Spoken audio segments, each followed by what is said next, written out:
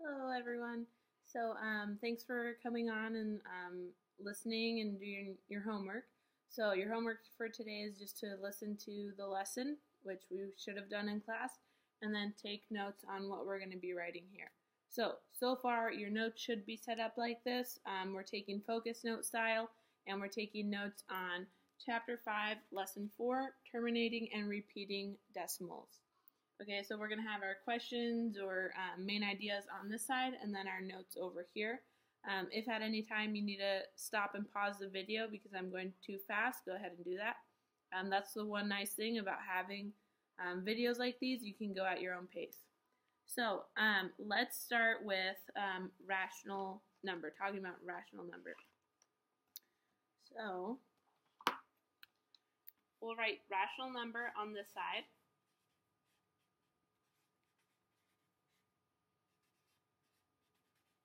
Okay, so this will be our main idea.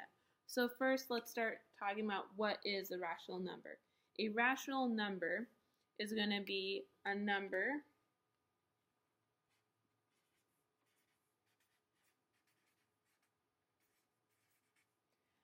that can be written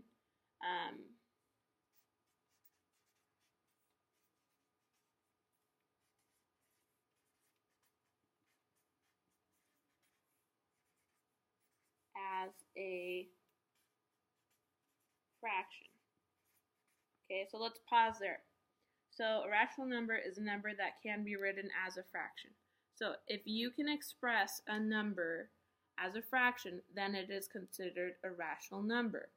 Just like the number 2. If you're thinking, is the number 2 rational? Can you express it as a fraction? Yeah, we can, because we can write 2 over 1. Okay?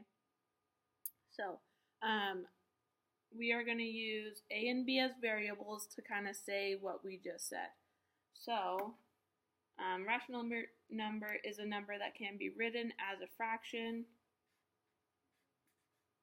like A over B,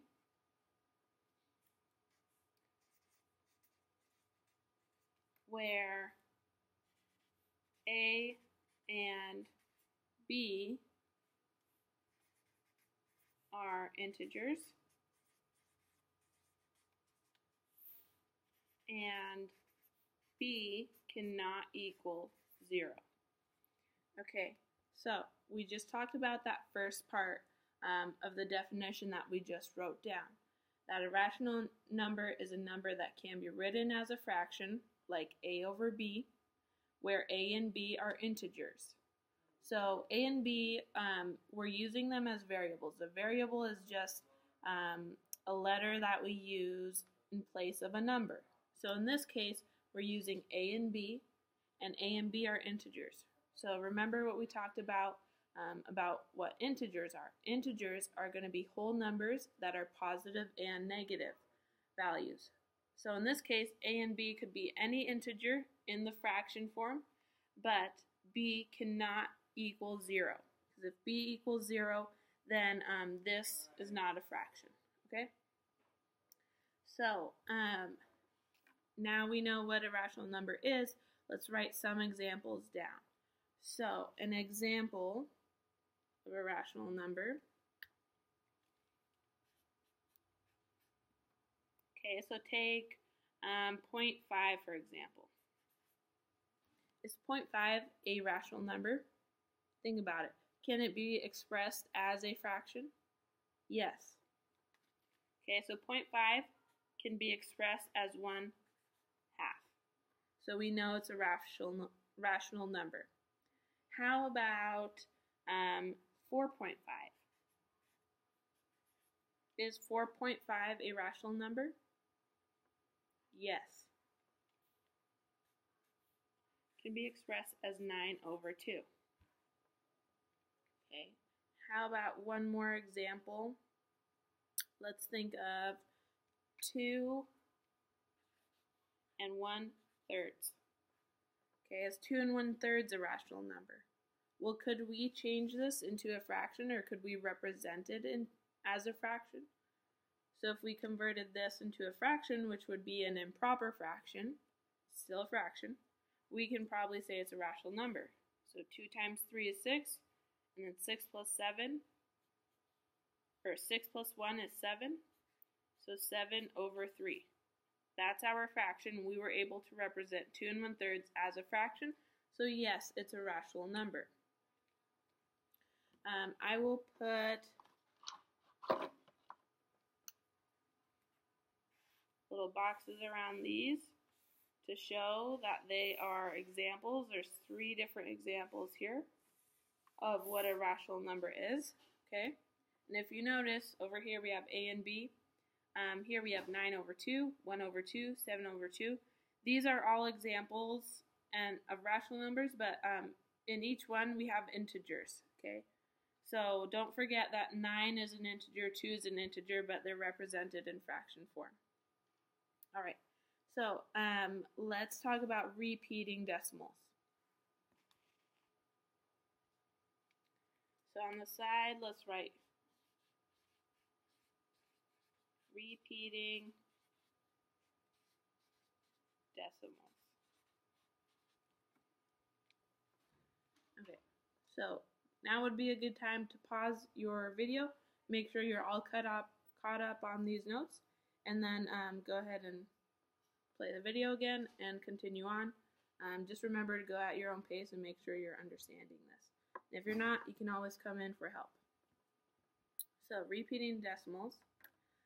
First, let's write down how we're going to use, what we're going to use in order to convert or change like a fraction into a decimal.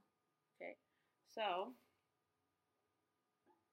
just going to write a little squiggly over this so we know that we're changing the idea. So we're going to use long division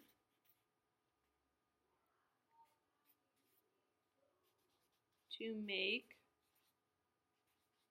a fraction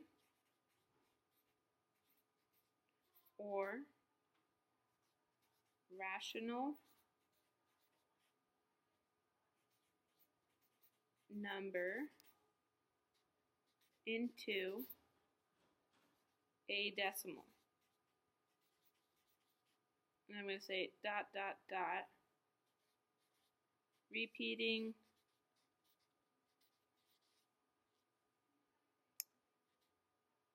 and terminating.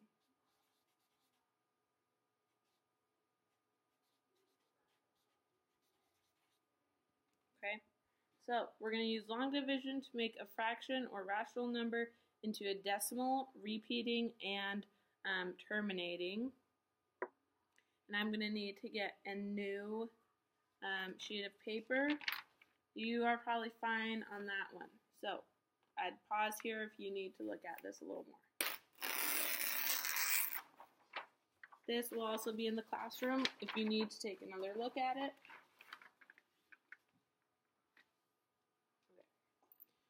Okay. So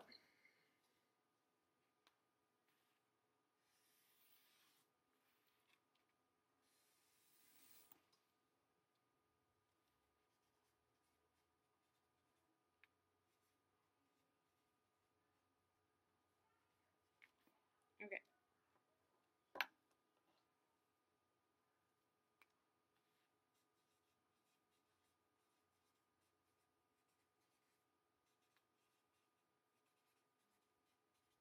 So repeating decimals. So we're going to use long division. So let's say that we have 1/6 and we want to turn 1/6 into a repeating decimal.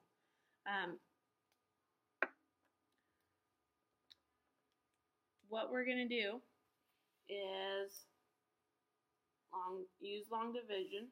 Okay, so I have my 6 here, my 1 here. Now think how many times, so this is, you're just going to do what you usually do when you divide. So how many times does 6 go into 1? It's going to be 0.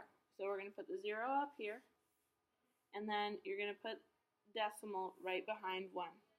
And I'm going to put that same decimal in the same spot right behind the 0. Okay, so this is going to start our decimal. So now let's put another 0 here because 1.0 and 1, it's the same thing. It's still 1.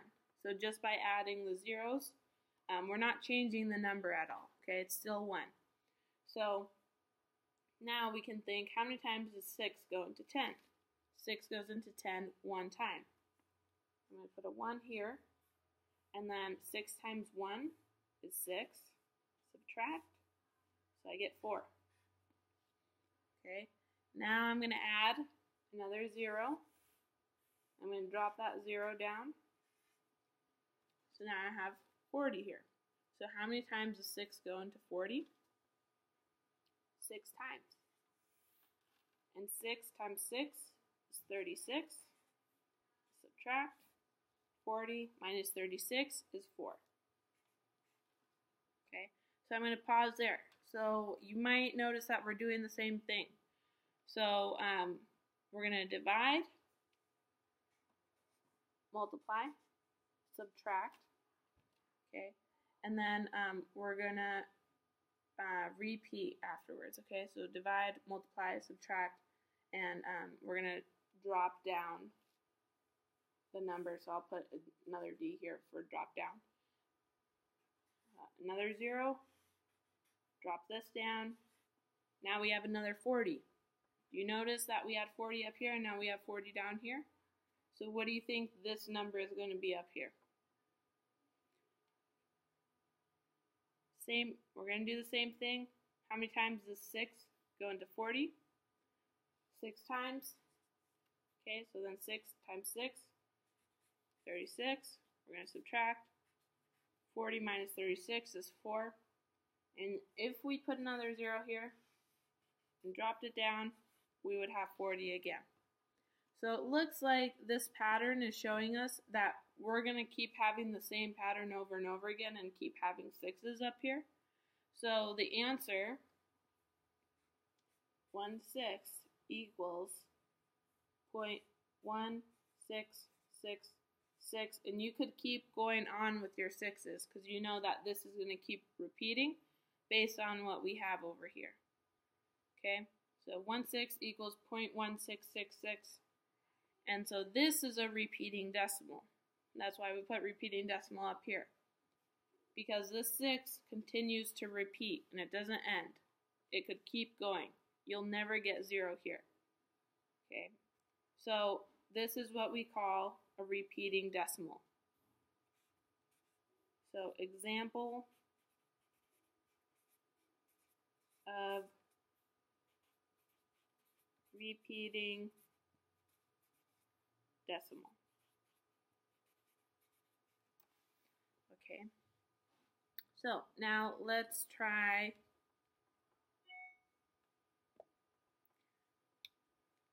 dividing 3/4. Okay, let's see what we get when we divide 3/4. We'll see if it's a repeating decimal or something else. So I'm going to use the same strategy. Put the 4 over here, my 3 inside. Okay, I'm going to use the same steps. So how many times does 4 go into 3? 0 times.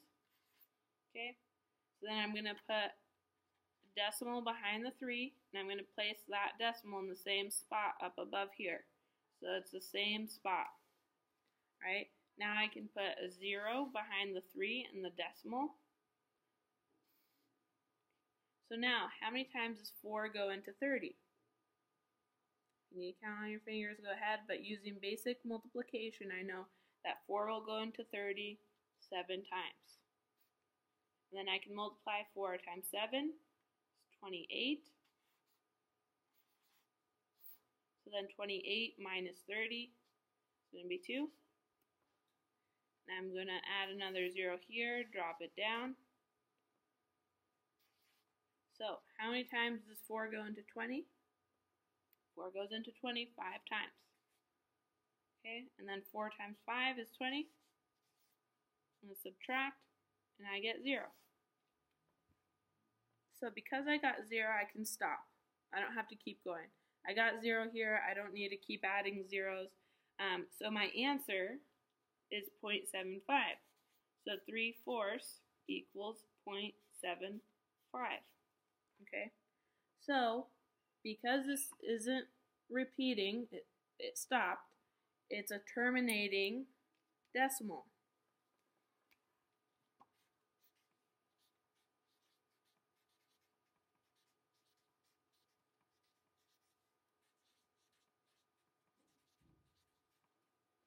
Okay, so those are the two big ideas that we needed to learn today, terminating decimal and repeating decimal.